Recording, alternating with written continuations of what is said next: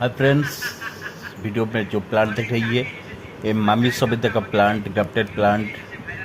देखो, look at grafted plant. देखो, अच्छी क्वालिटी का हेल्दी कंडीशन का प्लांट, बहुत ही बढ़िया है। It's a plant, grafted plant. कोई किसान वालों को चाहे तो, कोई नर्सरी वालों को चाहे तो मल्टीप्लांट नर्सरी से कांटेक्ट कीजिएगा। मेरे पास 2 प्लांट है अवेलेबल। देखो, 2 प्लांट, ग्राफ्टेड प्लांट, बहुत ही हेल्दी कंडीशन का प्लांट, बहुत बढ़िया है। चाहे तो कांटेक्ट कीजिएगा। इसका बैक साइज भी देखो,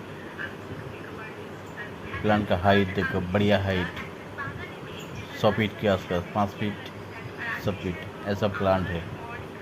बहुत ही कंडीशन का प्लांट। कांटेक्ट